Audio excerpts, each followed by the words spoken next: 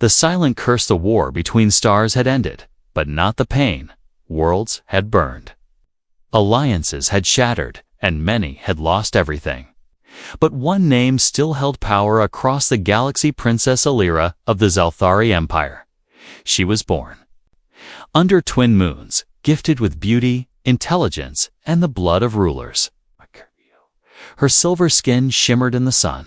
Her long lavender hair floated like silk in the air. But behind her glowing eyes was a secret that destroyed her soul each night.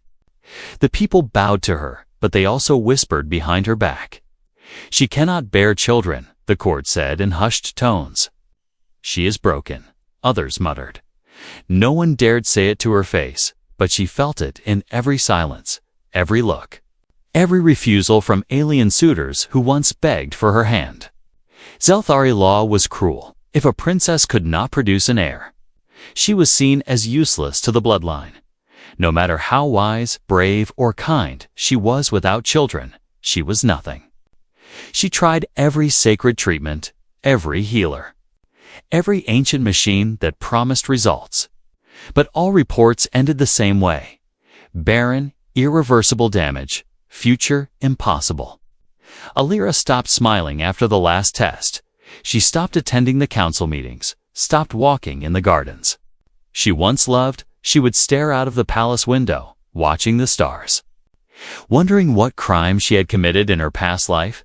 Her people still called her princess, but to her it was just a word with no future. Then Earth's delegation arrived.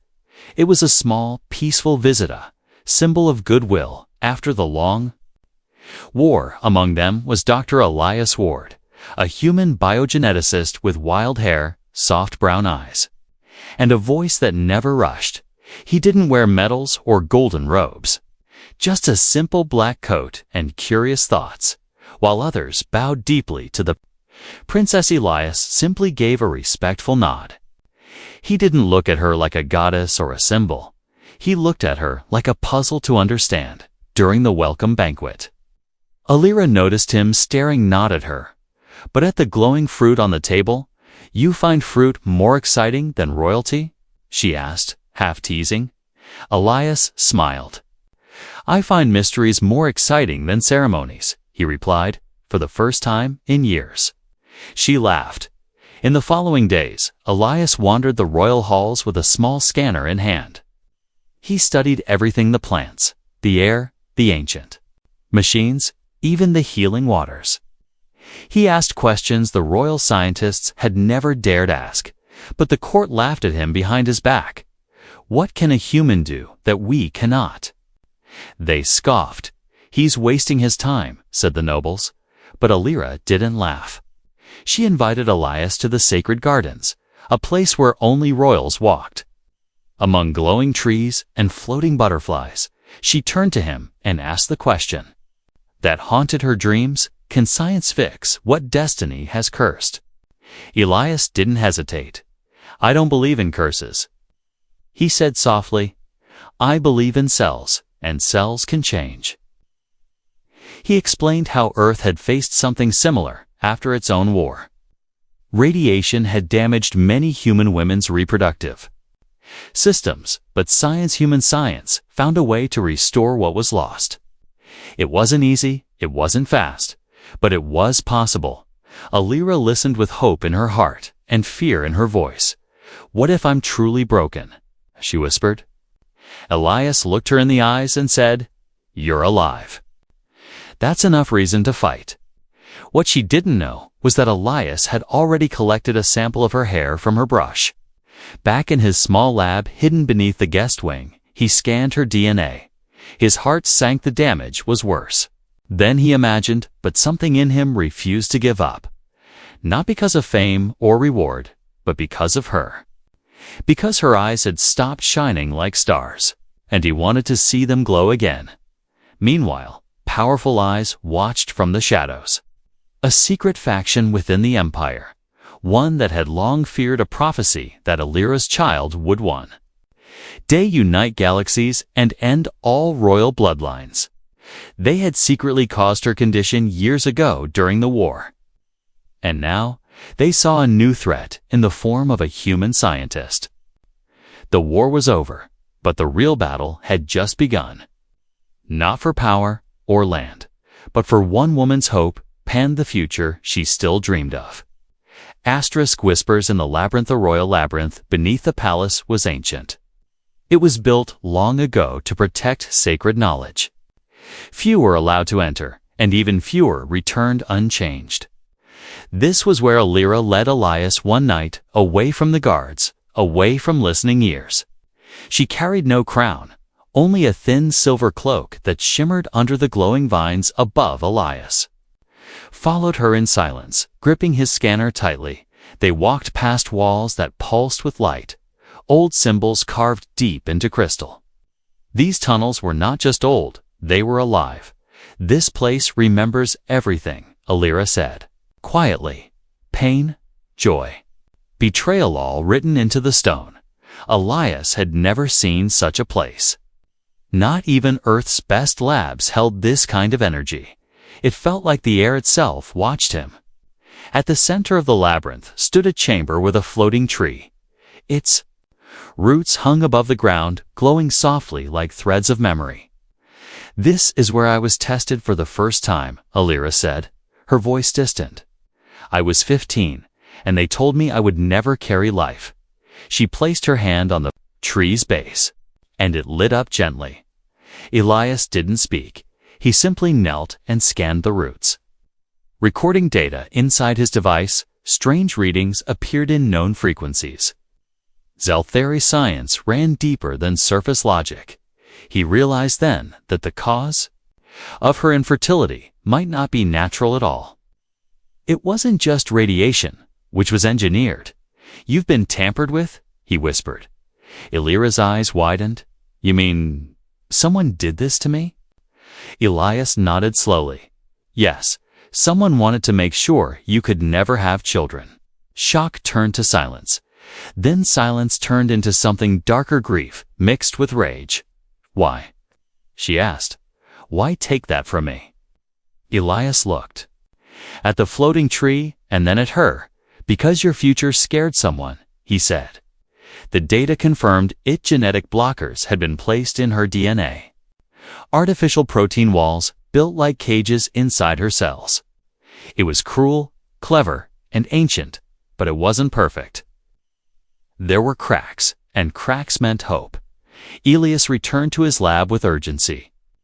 He began designing a nanocita microscopic cell healer that could bypass the blocks. It would take time, precision, and more than anything, trust. Alira agreed to continue the treatment in secret. The palace could never know. But secrets don't stay quiet in the royal court. In the golden halls above, rumors began to move like wind through silk. "Why does the princess spend time with the human?" they whispered. "Is he charming her with earth magic?"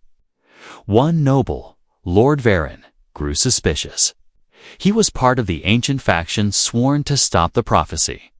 He had been watching Alira for years, and now her sudden glow made him uneasy. He summoned spies, planted devices, and followed her movements. Soon, he discovered the truth. Elias had found the cracks. "You fool," Varen muttered, watching the lab recordings through a stolen feed. She was supposed to be barren forever. He activated a signal, sending a message to the old council. Phase 2 must begin back underground. Elias finished his first prototype nanoseed. It glowed like a star in a glass capsule. "This," he said, holding it gently, "could wake your womb again." Alira looked at it like a miracle, but she was no fool if it fails. She asked, "Then we try again," Elias replied, "until it works." She nodded, then slowly reached for the capsule. For a moment, her fingers trembled. She wasn't afraid of pain. She had endured much worse.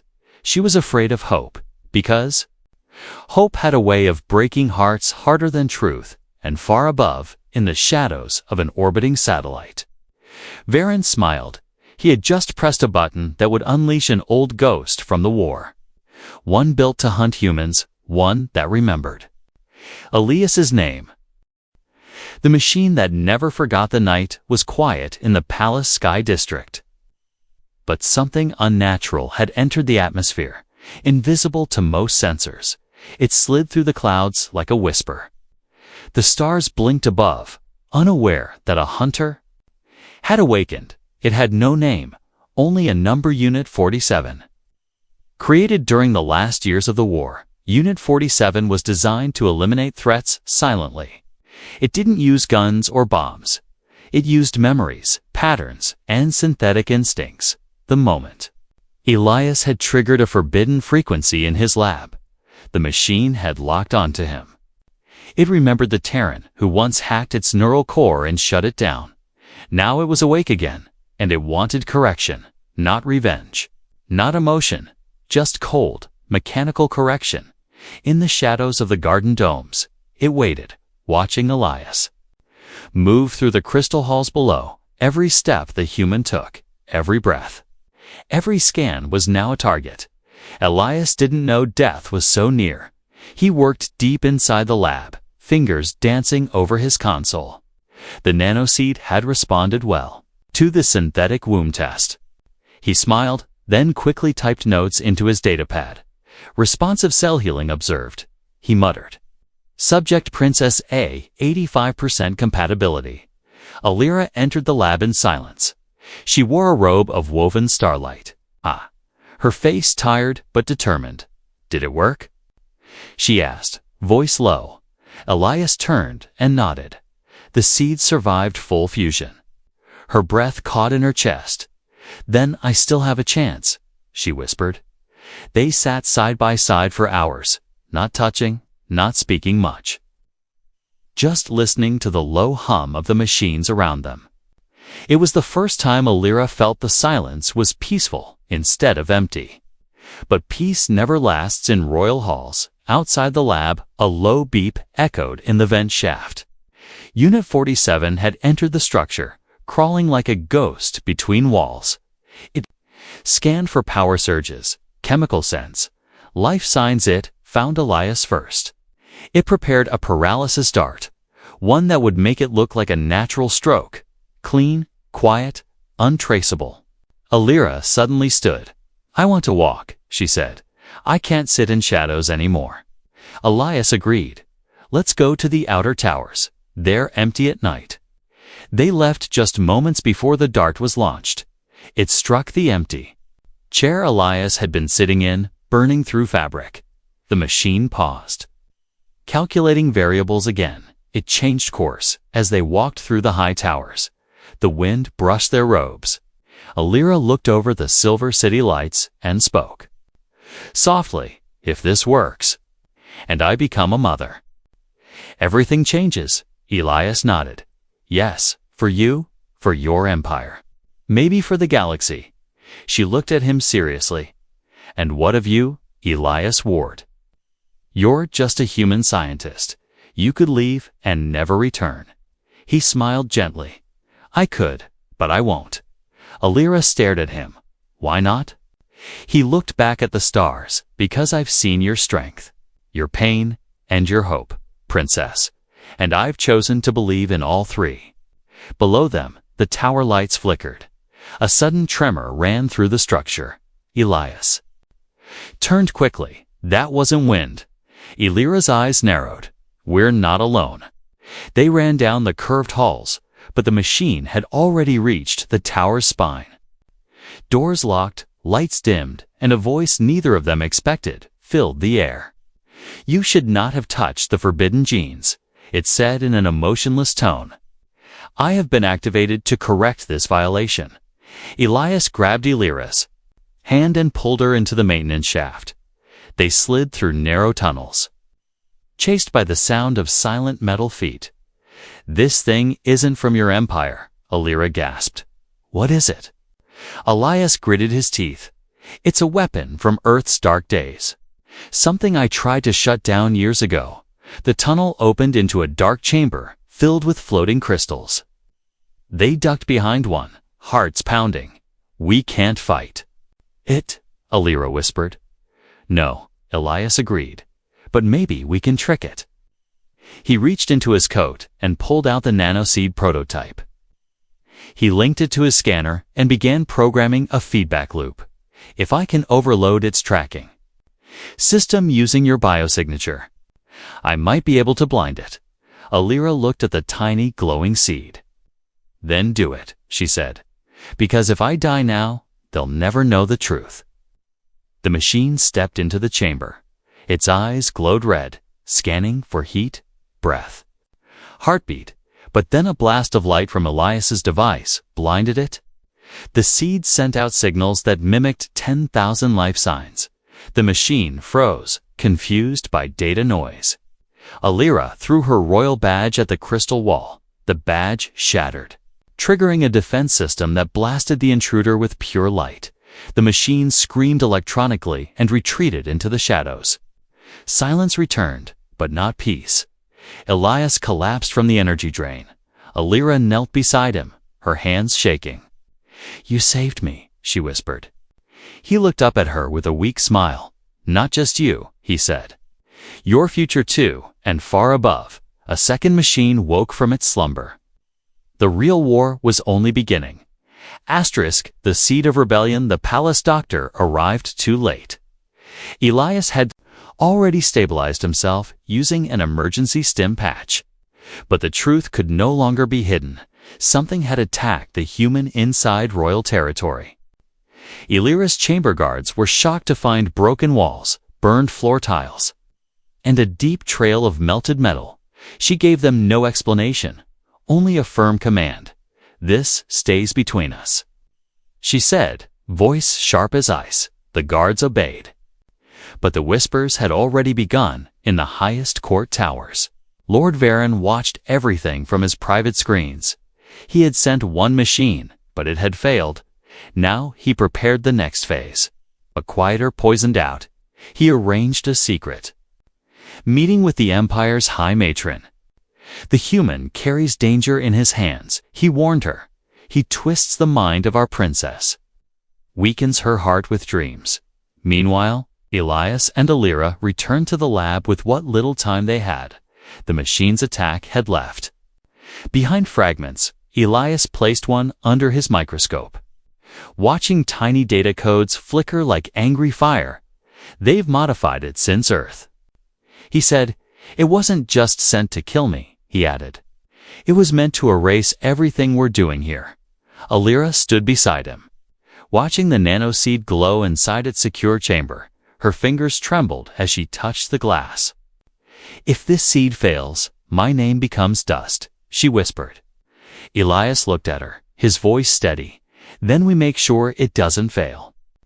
He took her blood sample and connected it to the nanoseed. Alira watched as her own cells mixed with the glowing particles. The screen flashed fusion level, 92%. Her breath caught. "It's working." "Yes," Elias said, "but not yet complete." That night, Alira entered the chamber alone. She placed her hand on the growth field, heart pounding, for the first time in her life. She closed her eyes and imagined holding a child, not just an heir, but someone who would love her for who she was. Not a throne, not a crown, not tradition, just a life. But danger was close. Lord Varen's agents had slipped listening insects into the lab's walls. They heard every beat of her voice, every pulse of hope. The data was sent to a secret bunker in the mountain zone. There, a new weapon was being prepared, Project Nullseed, designed to collapse cell regeneration with a single pulse back in. The lab, Elias began the final integration phase. He connected Alira to the biosuit chamber, a silver cocoon designed to carry the seed into her bloodstream. "Are you ready?" he asked. She nodded once. "I was born ready, but no one ever believed it." As the biosuit closed around her, light filled the room. The seed moved through her veins like liquid sun. Her body responded, cells reacted, healing, awakening. Elias monitored every signal, heart racing, until finally the screen turned green. Womb activation detected. Alira's eyes opened, glowing faintly with energy. She stepped out of the chamber slowly, her movements lighter. "I feel She paused, placing a hand on her stomach. "I feel life inside me." Elias took a step back. "Not in fear, but in awe. You just changed the fate of your world." He whispered. "No," Alira said. "We changed it. They didn't have long to celebrate." An alarm blared across the royal sector intrusion at the mountain gate. A stolen signal had activated the nullseed weapon early. And its first target was the princess.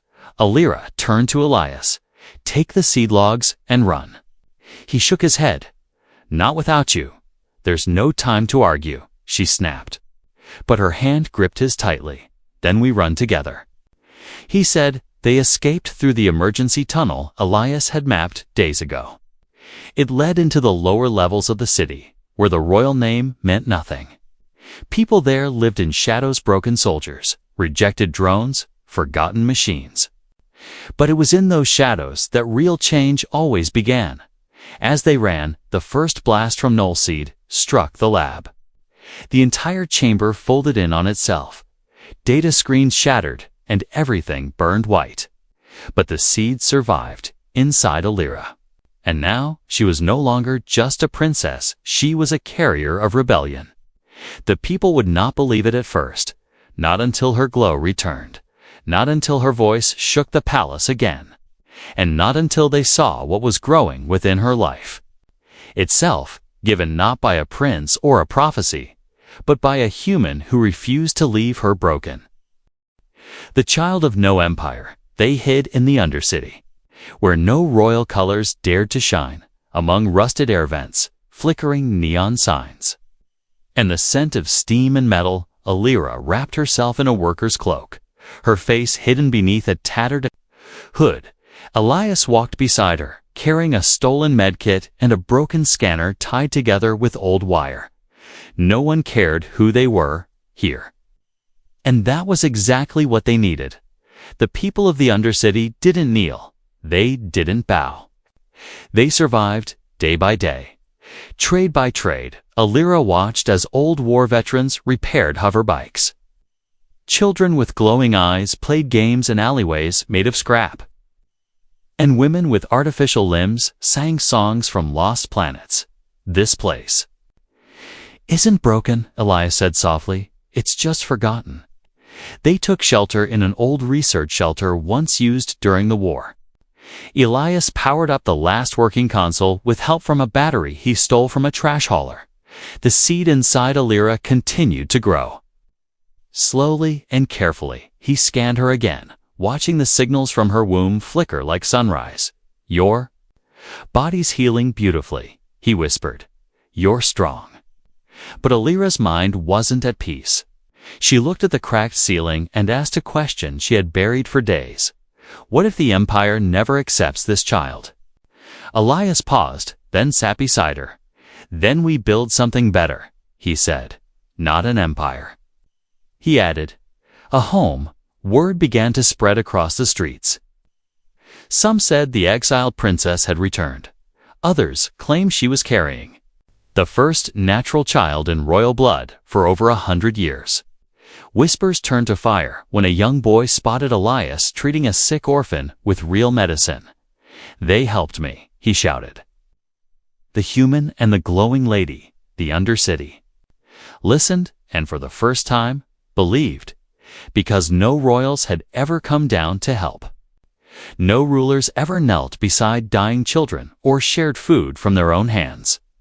But Alira did, and so did Elias. Meanwhile, Lord Varen raged in the palace. He watched the growing reports of unrest below. He demanded the High Matron grant him full control of the guard force. "The people are being poisoned with false hope," he growled. "We must destroy the seed before it hatches." A bounty was placed on Elias Ward. His face appeared on every upper-level screen, wanted for genetic treason. But no one in the Undercity turned him in. Instead, they built walls of silence around him. One vendor even gave Alira clean water without asking for credits. One evening, as Alira slept, Elias stood watching her breathe. He placed a hand on her stomach, not to touch, just to feel. Inside her grew more than A child, it was a future that none of them could yet imagine. But danger had found them again. Unit 47 had returned. Reactivated by Varen's new military command. It dropped into the Undercity like a falling knife. No announcements, no lights, just pure, programmed death. It scanned the shadows for Elias's DNA. Once found, it locked on and began pursuit. Through the lower streets, Elias grabbed Alira and they ran. But she wasn't as fast anymore. Her body was changing. Heavier, slower. He carried her when her legs gave out. Never once letting her fall, they reached the old solar train tunnel just as the machine fired its pulse. The beam scorched the walls behind them, sending sparks into the air. Alira gasped. "We can't keep running." "I know," Elias replied. His voice firm. "So let's stop it." He hacked the old train grid, redirecting the solar lines into a focused burst. He timed it with the machine's second shot. The resulting clash lit the tunnel like a newborn star. The machine shorted, its systems melting from inside, but Elias collapsed from the shock too. Alira crawled to him, ignoring the pain in her body. She held his face in her hands, whispering his name again and again. His eyes finally opened, tired but alive. "I told you," he whispered. "We don't run." As the Undercity people gathered around the smoking wreckage, a child stepped forward and touched Alira's hand. "Is it true?" she asked. "Are you really going to be a mother?" Alira nodded, tears in her eyes. "Yes," she said, "but not just to one child. To every child who's ever been forgotten." When a princess stood with the forgotten the tunnels of the Undercity, whispered her name. No longer the barren princess. She was now the flame that carried life. Alira no longer wore a crown. She wore oil-stained gloves, an old scarf, and a quiet strength that made children follow her with wide eyes. The people didn't salute her. They sat beside her, shared meals, and spoke without fear. But above, the empire tightened its grip. Lord Varen had declared emergency rule. The High Matron, once a figure of calm, now sat in silence as Varen deployed royal enforcers through every district. "Hope is infection," he told the court, "and it must be burned before it spreads." Elias stayed close to Alira, checking her vitals daily. The child was growing faster than expected. Strong, adaptive, healthy. But Alira was growing weaker. Her body was using everything to protect the life inside. "I'll be fine," she told Elias with a smile. "You've already done the impossible, but..." Elias knew better. She needed real care, better equipment, a stabilized nutrient chamber, and the only place with all of that was inside the palace. It was suicide to return, but Alira stood up without hesitation. "If I die out here, the child dies too," she said. "And if I return, even if I fall, the people will rise." She didn't ask for volunteers, but they came. Old engineers, scavenger pilots, medics with one good hand. The Undercity had no army, but it had hearts too strong to stay quiet. They called themselves the Rootborn, born from the roots of a forgotten world, ready to reclaim it. They moved under the surface, hacking into unused lifts, bypassing royal locks. Alira led them from the front, not as a queen, but as one of them. And Elias walked beside her, carrying the seed logs and every trace of their research. Because this fight was never just about a child, it was about truth. They reached the palace perimeter just before dawn. Guards swarmed the outer walls. Drones buzzed like hornets. But Varen had grown blind in his arrogance. He never thought the princess would walk through fire to return home. They entered through the old temple gate. Once sealed by ancient code, Alira placed her hand on the stone. It glowed, recognizing her as life-bearing royal. The door opened for the first time in 60 years. Inside, golden light spilled over forgotten halls. Statues of queens long past watched in silence. At the center of the temple lay the heart well. Cradle an ancient device once used to stabilize royal pregnancies during wartime. It still worked, but it needed energy more than they had. Elias turned to the rootborn. "We need to jumpstart the core," he said. A young engineer named Vex nodded. "I'll reroute the fusion pipes from the old war room." As they worked, alarms echoed through the temple. Varen's forces had found them. He himself stood at the temple gate, flanked by soldiers in black armor. "You returned to claim a throne you've already lost," he shouted. "But you carry something I must destroy." Alira stepped forward, stomach glowing faintly from the seed's energy. "I carry the future you fear," she said, "because it doesn't belong to you." Viren raised his weapon. Elias moved in front of her, spreading his arms. "You'll have to go through both of us." But before Viren could fire, a strange air sound filled the chamber. Footsteps, hundreds of them, from every hall and side corridor. The rootborn came men, women, hybrids, even children. And behind them, palace workers, old guards, and servants who had watched too long from the shadows. Viren looked around, his power slipping with every breath. "This is treason," he spat. "No," Alira said, her voice calm but full of thunder. "This is awakening." Vex shouted from the wall, power redirected. "Cradle is online." Alira stepped into the chamber, letting the light of the cradle surround her. The machine scanned her, then the child. Status: stable, protected, enhanced. A wave of warmth filled the room. It wasn't magic. It was life pure, strong, and undeniable. The people saw it. The soldiers hesitated, their weapons slowly lowering for the first time. They didn't see a symbol or a traitor. They saw a mother. Viren stepped back. But it was too late. He had already lost the court, the people, and the future.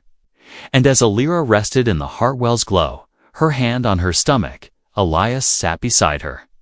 His face bruised, his coat torn, but in his eyes burned the fire of a man who had never once stopped believing, and high above, across the stars, a forgotten prophecy lit up again, not on paper, but in blood and code. The child of the princess and the Terran had survived, and everything was about to change. The child who changed the stars, the palace, was no longer silent.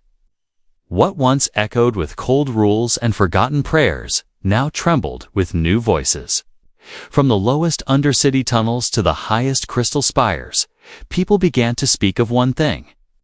Not war, not power, not bloodlines, but birth. Inside the Heartwell chamber, Alira lay in a state of deep rest. The ancient cradle cradled her body in soft light. Her breathing was steady, her heart strong. And inside her womb life pulsed with energy never seen before in the royal bloodline. Elias stood watch at her side. He hadn't slept in 2 days.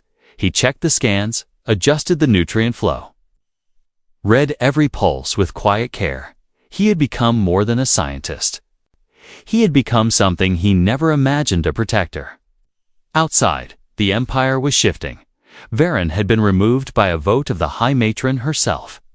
He was taken to the inner courts to face trial, not for failure, but for treason against the future. The council, once chained by old customs, now listened with open ears. Because no law could deny what every screen now showed, Alira was no longer barren. Children who had never seen a real princess pointed at the broadcasts. "That's her," they whispered. "That's the one who glows with life." Mothers wept in crowded markets. Fathers knelt by makeshift shrines, not to worship her, but to thank her, not for magic, but for proof that tomorrow was still possible. Alira woke slowly, blinking as the lights dimmed around her. Elias was already at her side, holding a warm cloth. "You scared me," he said with a crooked smile. "You stayed," she whispered, voice dry but soft. "I always will," he answered. She placed his hand over her belly. "Feel that," she said. He closed his eyes and nodded. A soft flutter, a spark of motion. The child was strong. A few days later, Alira stood before the council. No longer a woman hiding her pain, she stood tall. Her belly slightly rounded, glowing with quiet pride. "I was told I was broken," she began. "I was told that without the ability to give birth, I had no worth." She looked around at the room of ancient faces and trembling voices. "I believed that lie for too long." The council listened, truly listened, not because of her title, but because of her truth. "And then a man from a distant world offered me something none of you ever did." She paused, her voice calm, but cutting hope. Elias stood at the back of the chamber, his eyes locked on hers. He didn't wear robes or badges, just a clean coat, torn boots, and a heart full of belief. He never needed a throne, his reward was already growing inside. The woman he stood for. The council bowed not to her bloodline, but to her courage. The laws were rewritten within a week. From that moment on, royal value was no longer judged by fertility, but by truth, effort, and the will to protect life. Months passed, the empire began to change. The Undercity was no longer a place of waste. It became the new center for innovation and healing, named after the place where Alira's child first grew. Hope District. When the day of birth arrived, the palace shut down, not out of fear but to listen. People across worlds watched the stream in silence. No music, no announcements, only a live feed from the Heartwell chamber. As Alira gave birth, surrounded by doctors, engineers, root-born leaders, and Elias holding her hand, the child arrived in silence, eyes wide. Its skin shimmered like Alira's, but its gaze burned with Elias's curiosity. A mix of two worlds, proof that life could rise even from ruin. They named the child Saren, which meant new sun in Zelthari tongue, the first to carry both royal blood and Terran spirit. And across galaxies, something shifted. Where once there was fear of difference, now there was curiosity. Where there was division, now there was connection. Elias kissed Alira's forehead. She looked at their child with eyes full of tears. "We didn't just save a future," she whispered. "We made one." The stars blinked above their world, and for the first time in centuries, they seemed to shine just a little brighter.